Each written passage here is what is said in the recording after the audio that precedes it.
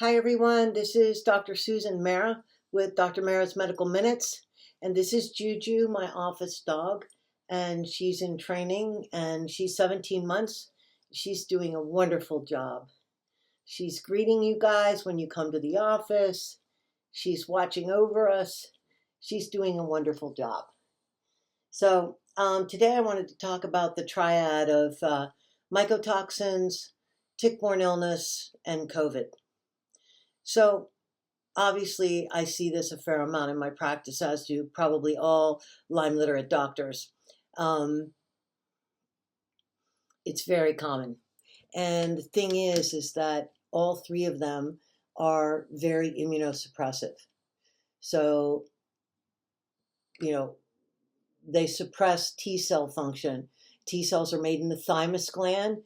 And for example, natural killer cells are a type of T cell, and they cruise around your body like pacmen and eat up foreign particles.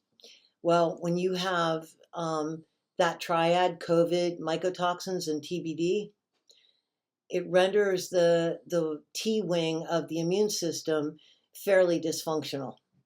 And that even becomes more of a problem if the patient has Bartonella as one of the tick-borne illnesses. The reason is this: Bartonella and COVID are vascular infections. COVID is obviously a virus.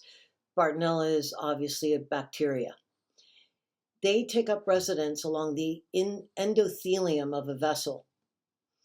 And that's also where the spike protein does a lot of its damage.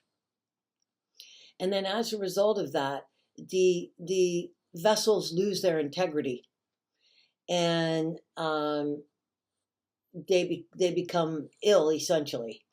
And fluids that would normally start crossing the vessel wall.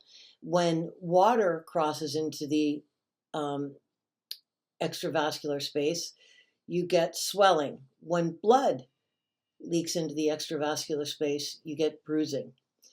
And these are both symptoms that we see in Bartonella, COVID, and then add mycotoxin on top of that. How do you go about treating this? Well, it's not that easy. It depends on what the patient is presenting with.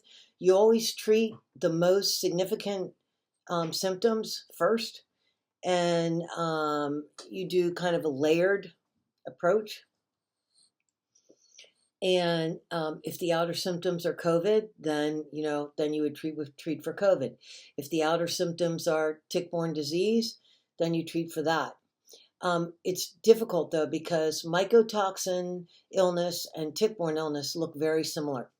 And so you really have to tease the hairs apart.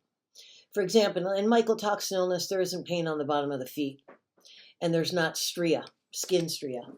In Bartonella, there is. So you can ask particular questions that will get you moving in the right direction.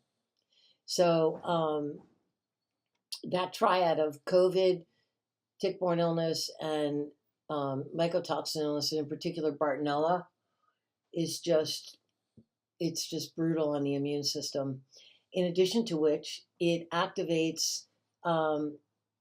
activate MCAS, mast cell activation syndrome. And, that's when the mast cells, which are also immune cells, get stimulated to produce and release histamine.